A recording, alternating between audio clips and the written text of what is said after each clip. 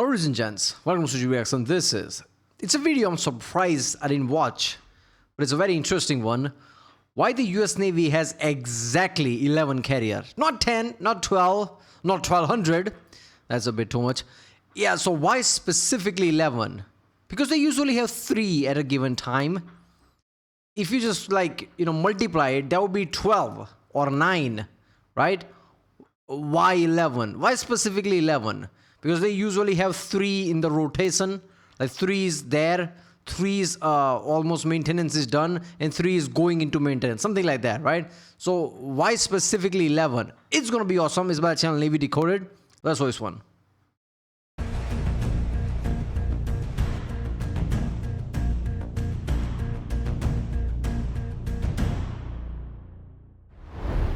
Picture this, it is 3 a.m. in the middle of the Pacific Ocean. A 19-year-old sailor from Ohio is standing on the flight deck of a nuclear-powered aircraft carrier. He is barely out of high school. He is wearing a yellow jersey. He is fighting to stay standing on a piece of steel pitching in 15-foot swells. He is not the pilot. The pilot is an officer strapped into the cockpit. But that 19-year-old has the power of life and death in his hands. His job? To use hand signals to guide that $70 million FA-18 Super Hornet onto a catapult track or a parking spot the size of a Walmart parking lot. It is dark. The noise is physical, a vibration that rattles your chest. One wrong hand signal from the kid on the deck and the jet slams into the barrier. Or it skids off the edge into the abyss. The pilot dies. The $70 million asset is gone. And the 5,000 people sleeping below deck are in danger. This happens every single night. Young enlisted sailors directing the movement of machines worth more than they will earn in their entire lives.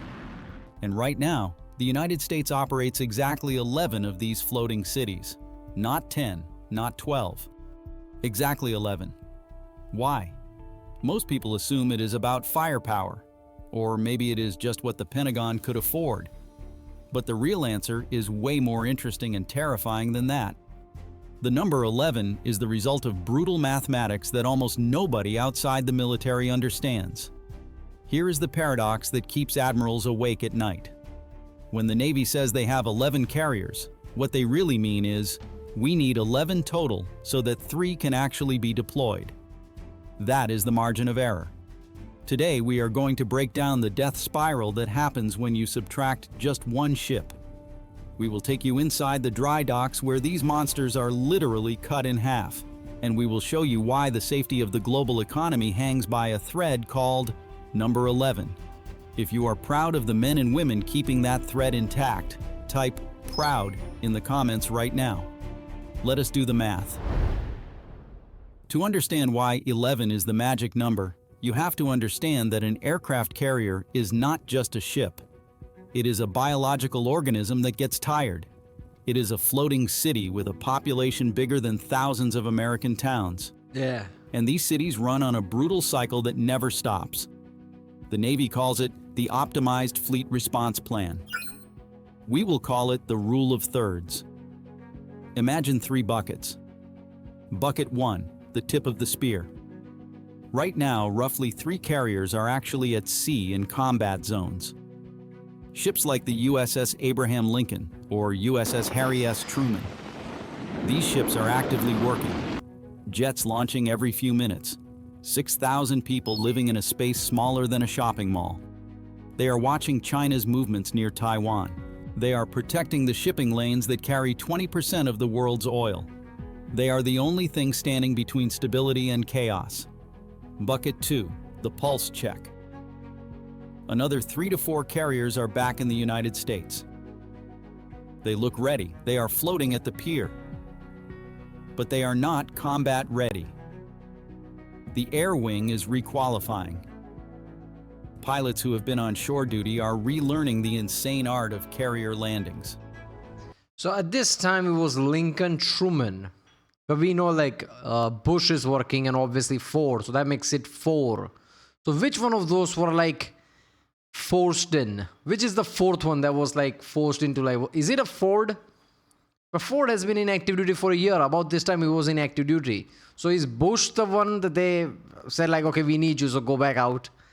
Because Truman, Lincoln, Ford, Bush, that's 4. The deck crew is drilling on aircraft handling.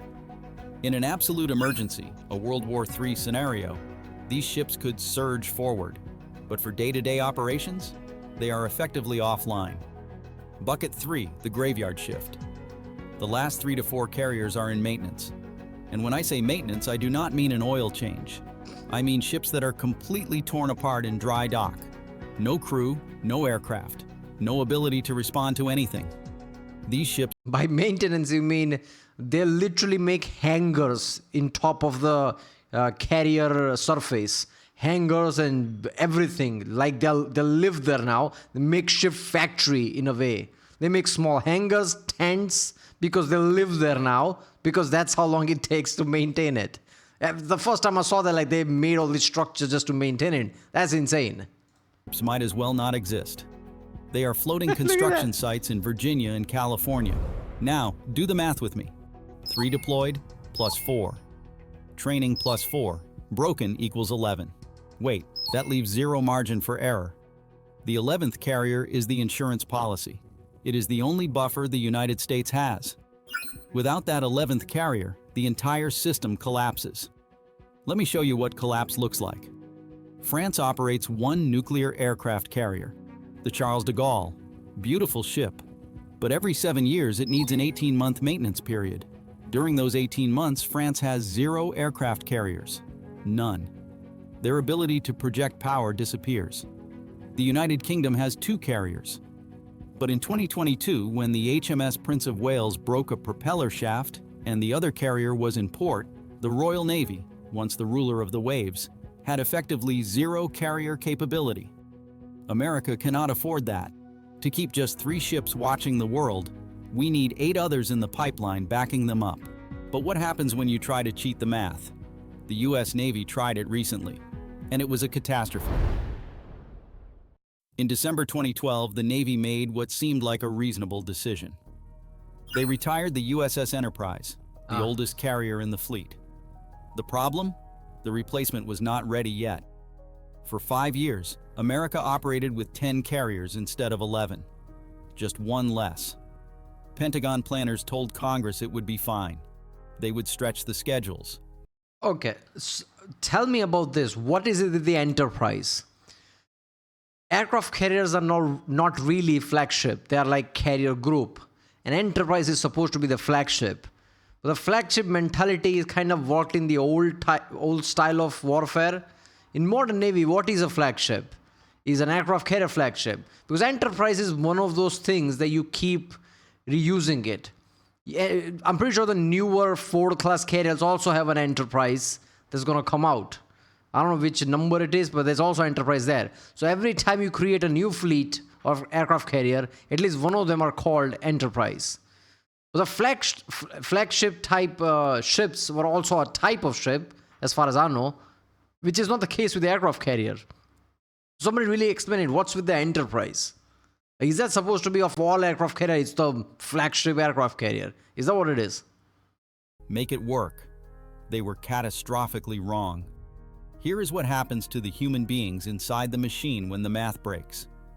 Aircraft carriers operate 24 hours a day, 365 days a year. There are no weekends, no holidays, no downtime. When you have 11 carriers, a deployment lasts about 7 months. When you drop to 10, the ship currently at sea cannot come home because there is no replacement ready to take its place. 7 months became 9 months, then 10 months. Imagine you are a sailor. You live in a berthing compartment with 60 to 100 other people. You sleep in a rack, a bunk stacked 3 high, measuring just 72 inches long and 26 inches wide.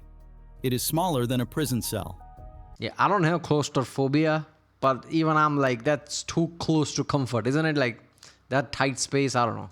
You have 20 inches of space above your face. You share a bathroom where 4 showers serve 100 people. Now imagine doing that for 300 days straight without seeing your family. The death spiral began.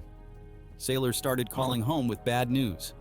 Hold up there. How does that work? 4 shower for 100 people. What? So one shower is supposed to like be used by 25 people? How long does it take to complete the cycle of people who can take the shower? Logistics are insane, man. Honey, I am not coming home in June. It looks like October. Marriages fell apart. Divorce rates among carrier crews spiked. What? Kids grew up not recognizing their parents. Experienced chief petty officers, the people who know how to run the nuclear reactors and the flight decks, resigned. They walked away because the schedule became unsustainable. Fighter pilots, who cost taxpayers $10 million each to train, quit to fly for commercial airlines. Why? Because Delta Airlines lets you sleep in a real bed, not a coffin lock. God, that is such a good point, man, because you hear about like a lot of Air Force or where there is Army deployments and they create houses so entire families can live there during the duty, right? You can't do that with an aircraft carrier. So someone is in duty for a year, they are there for a year, their family is back home. That's insane, man. So that could stretch or shrink, stretch, whatever, but that's an insane, like strain. So when people are saying like Ford is like deployed nearly a year and people are running on fumes, like those are not just some words. You really have to process it, like what people's mentality are when they are basically there for a year, missing their family. That's insane. Locker. But the human cost was just the beginning. The ships themselves started breaking. Carriers pushed beyond their maintenance cycles developed stress fractures. Catapults failed. Electrical grids shorted out. When these worn-out ships finally limped back to port, they needed longer maintenance periods than planned because they had been driven so hard. A scheduled 6-month repair turned into 10 months. This created a gap. In 2015, for weeks at a time, there was no U.S. aircraft carrier in the Persian Gulf. The Mediterranean sat empty. Adversaries like Iran and Russia saw the gaps. They knew when America was stretched thin. This is the cost of just one less ship. It is not a statistic. It is a strategic failure. Now you might be asking, why are 3 or 4 carriers always broken? Can we not just fix them faster? Welcome to the nightmare known as RCOH, refueling and complex overhaul. This is the most expensive, dangerous, and time-consuming pit stop in the world. Here is the reality of nuclear power. The reactors on a Nimitz or Ford-class carrier are marvels of American engineering. They can run for over 20 years without refueling. But at the 25-year mark, the fuel runs out. You cannot just pull up to a pump. To refuel a carrier, you have to take it to Newport News Shipbuilding in Virginia. This is the only place in America capable of building these nuclear giants. They put the ship in a dry dock. That in itself is a massive risk. Only one port can build American aircraft carrier. Prime threat, prime target. In a wartime scenario, that port is basically gone. Because yes, you have one of the best defenses on the planet, but your enemy can put all their power into just destroying it. You need like diversity there, multiple ports sprinkled throughout mainland America. So one place is not a target. Can drain 100 million gallons of water. Then they do the unthinkable. They literally slice through the ship's massive steel hull. They do not just scrub the floors. They rip out the nuclear guts of the ship to access the reactor compartments deep inside. The ship was built from the keel up as one continuous structure, and now they have to surgically cut into it. It is like performing open-heart surgery on a skyscraper. While the ship is cut open, they replace every radar and every computer. They replace miles of cabling and resurface the flight. And if you've seen any YouTube videos of like mega structures going fail, this is the one time you don't want it to fail. Imagine news hit like, oh my God, they split that open and a crane or something malfunction and part of the entire ship collapsed. Yeah, that now it just became much worse. So this is like it's nice analogy open heart surgery. It's risky as that every single time. Flight deck. This process takes 4 years. 4 years where that $13 billion asset is a motionless pile of steel. Right now, as you watch this, a carrier like the USS John C. Stennis is sitting in Virginia, completely useless to the fleet.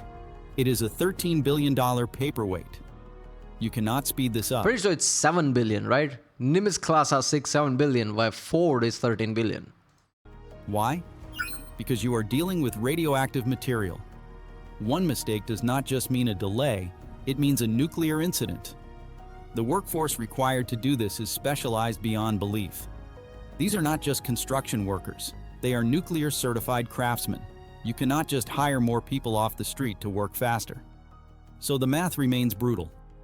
Every carrier spends 15% of its life, 4 solid years, completely offline. If you have 11 carriers, and one is always in RCOH, you really only have 10 functional ships. And as we just proved, 10 is not enough. So why not just build 12 or 13? Give the fleet some breathing room? If 11 is the bare minimum, why do we not build a safety margin? The answer tells you everything about America's industrial reality. Where are you going to put it? During the Cold War, America had multiple shipyards that could build carriers. Today, there is exactly one. Huntington Ingalls Industries in Newport News, Virginia. That is where his point is going. I immediately realized that point. Like, where are you going to put it? The location becomes a problem. That is the only spot on the map with a dry dock big enough and a workforce skilled enough to build a nuclear supercarrier. If a hurricane hits that shipyard, or a major fire breaks out, America loses the ability to build. Come on, it can't be weak enough so hurricane can hit it. It's probably industrial level, frame structures and everything, massive concrete. Even the category 5 hurricane can't really damage something.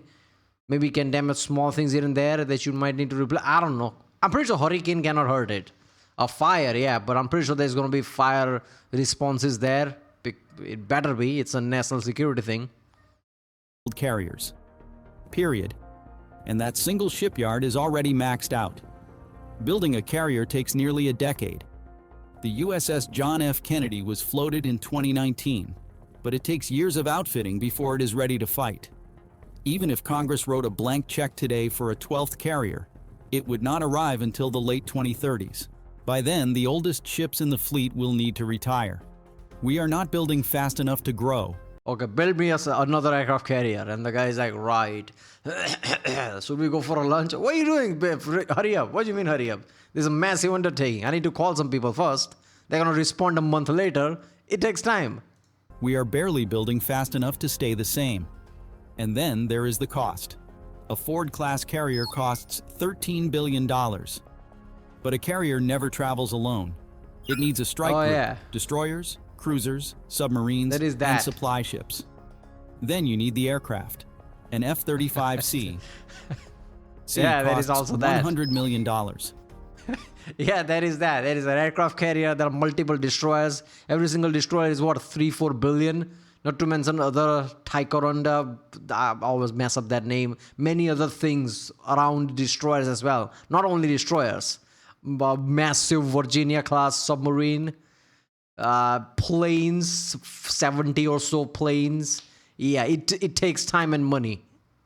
An air wing is billions more. To add just one more carrier strike group to the rotation would cost roughly... By the way, a lot of trained people are also needed. It's not going to do the thing by itself. $50 billion up front. That is the entire GDP of a small country like Jordan or Tunisia, just to add one ship. In a world of budget fights and inflation, 11 is the ceiling.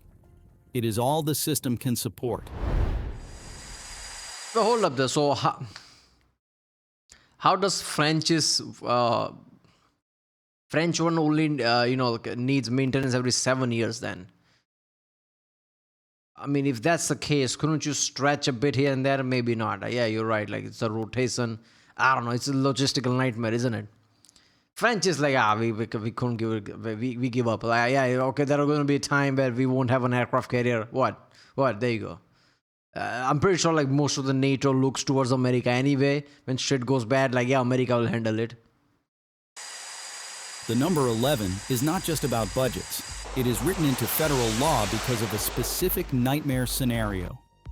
The two-war standard. The US military is designed to be able to fight a major war in one theater while holding the line in another. Yeah. Imagine this. China invades Taiwan. The US Navy surges 4 carriers to the Pacific to respond. At the exact same moment, seeing the US distracted, Iran closes the Strait of Hormuz, choking off the world's oil supply. You need at least 2 carriers in the Middle East to reopen those lanes. The math with our buckets. Total fleet, 11. Maintenance, RCOH, 4, unavailable. That leaves 7. You send 4 to China, you send 2 to the Middle East. That leaves 1 carrier. 1 single ship to the Mediterranean, the Atlantic, and the rest of the globe. If you only had 10 carriers, you would have 0 reserves. You would have to choose. Do we save Taiwan, or do we save the oil supply? You could not do both. This is not hypothetical. In October 2024, when Houthi rebels started firing missiles at cargo ships in the Red Sea, the USS Dwight D. Eisenhower was already there. It did not have to be scrambled from halfway around the world. It was on station. Within hours, FA-18s were launching from its deck, intercepting missiles and protecting the global economy.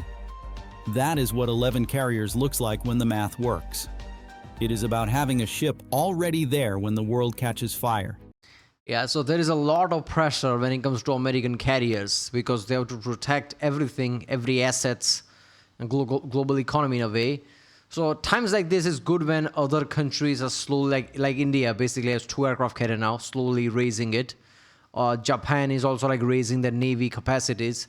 So if other countries also rise up, right, they can do something about threats like this, and it's not all on America. Slowly that will lessen the pressure, I guess. When the Houthi thing happened, like Indian Navy was also there trying to like help however they can. So I'm pretty sure Japan and others were also there. So slowly if everybody like invests and starts to get stronger, they can control things. Obviously when everything aligns, like interest aligns, which usually does with the democratic countries, so there's less pressure on America.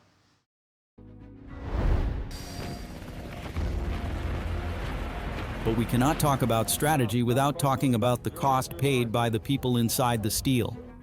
We mentioned the coffin lockers. We mentioned the divorce rates. But consider the sheer physical scale of what these crews do to keep us safe. Every single day, the crew of a carrier prepares and serves over 17,000 meals. They bake fresh bread while the ship is rolling in the ocean. They process waste for 5,000 people. They sleep in bunks stacked 3 high, with the noise of catapults slamming into the deck just a few feet above their head. There is a video about this from, I think, Daily Navy, which I'm going to react to it soon because it's a really good video. A lot of views as well, multi-million views, double-digit million, I don't know. It's a good video, I'm guessing, judging from the response. I'm going to react to that because the logistics of how day-to-day thing works inside aircraft carrier is going to be insane. Just 4 showers for 100 people, that alone sounds insane. So imagine everything else. The newest carrier, the USS Gerald R. Ford, has tried to make life better. It has gender-neutral bathrooms and better air conditioning, but it is still a warship. When a sailor signs up, they are volunteering to leave the world behind. They miss birthdays. They miss Christmases. They live in a world of steel and gray paint. And they do it so that you do not have to worry about whether the shipping lanes are open, or if a conflict is going to spiral into World War III. The number 11 is determined by industrial capacity and nuclear physics. But it is also determined by human endurance. 11 carriers allow for 7-month deployments. That is hard, but survivable. Drop to 10 carriers, and you break the people. And if you break the people, it does not matter how many $13 billion ships you have. They will not sail. So why does America need exactly 11 aircraft carriers? Because 11 is the brutal mathematical minimum. It allows for 3 carriers always deployed, watching our rivals, 3 carriers training, ready to surge, and 5 carriers in the shop, getting the open-heart surgery they need to survive. It is not 10 because we tried that, and it nearly destroyed the fleet. It is not 12 because we cannot build them fast enough. 11 is the floor. It is the compromise between what strategy demands and what reality allows. The next time you see an aircraft carrier on the news, launching jets or returning from deployment, do not just see a big boat. Remember the incredible human story inside. Remember the 19-year-old on the flight deck in the pitch black. Remember that at that exact moment, that ship is one of only 3 that are truly ready to fight. That is how thin the margin is. That is why the number 11 matters. Yeah, obviously, this is a whole insanity, whole other level. But also say this, in the time where it's needed, USA can flex, create a flexible routine where multiple aircraft carriers can be used. They have done that in the past, and they can do it. That is why 11 is a fine number to them. They're not going 12 and 13, even though I'm pretty sure USA can eventually say like, oh, this is a matter of national security. I don't care. Do something, create new port, but I need 13 carrier. They can do that. But I think 11 is just right, because everything else you need to spend money on 12 and 13 carrier. Admirals are probably thinking like that's not necessary, because 11 is just fine. In a bad condition, you can stretch and use multiple carriers. And you can, like with Ford just demonstrated, you can make sure that deployment can last a year or something. Yes, it's annoying, but in wartime scenarios, it can still work. So 11 is just fine in that way. But who knows in the future when things are becoming more and more autonomous, how this number is going to change. But it's going to be interesting. All right, well, there you go. Why the US Navy has exactly 11 carriers by Channel Navy Decoded. If you like my content, subscribe, and I'll see you next time.